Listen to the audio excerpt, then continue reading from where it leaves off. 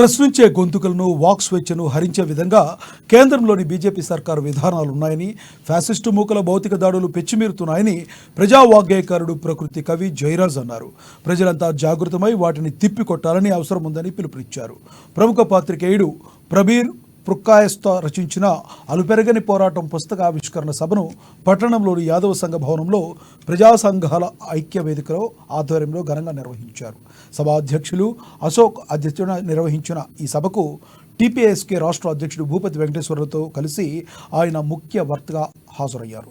దేశంలో లౌకిక ప్రజాస్వామ్య విలువలను ధ్వంసం చేస్తూ మతోన్మాదంతో ఫ్యాసిస్టు పాలనకు పాల్పడుతున్న కాషాయ మూకలను తరిమి కొట్టకుండా రాజ్యాంగ స్ఫూర్తిని కాపాడలేమన్నారు.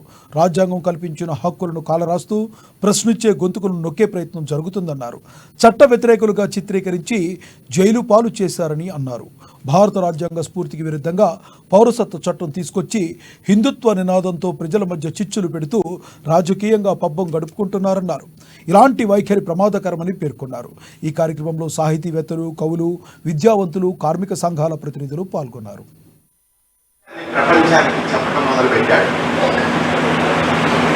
ఆ సత్యం చెప్పినందుకే ఆయన మీద దాడి చేసి ఆయన పట్టుకొని ఆయన మీద ముప్పాలాంటి కేసుల్ని పెట్టి ఆయన ఇప్పుడు అండమాన్ జైల్లో ఉంచారు.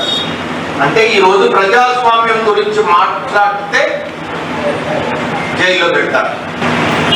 చట్ట వ్యతిరేకులు అనే వాళ్ళు ఇంతకుముందు నీకు చట్ట వ్యతిరేకంగా నీ దగ్గర ఆయుధం ఉంది, ఇదో చట్ట వ్యతిరేకంగా ఈ పుస్తకం నీ రూమ్ లో దొరికింది, ఇదో చట్ట వ్యతిరేకంగా ఇగో ఈ ఎర్ర జెండా ఫ్లాగ్ నీ దగ్గర రూమ్ లో అవ్వబడ్డదని ఇంతకుముందు తీసుకుపోయి కాల్చి చెప్పేవాళ్ళు. ఇప్పుడు ఏం జరుగుతుందంటే నీ దగ్గర రాజ్యాంగం అనే పుస్తకం దొరికింది, నీ ఇంట్లో బాబాసాహెబ్ అంబేద్కర్ ఫోటో ఉంది, నువ్వు ప్రజాస్వామ్యం గురించి మాట్లాడుతున్నావు. నువ్వు ఇలాంటి అసలు ఇప్పుడు నువ్వు ఒకటి కాదు, నువ్వు ఏది మాట్లాడు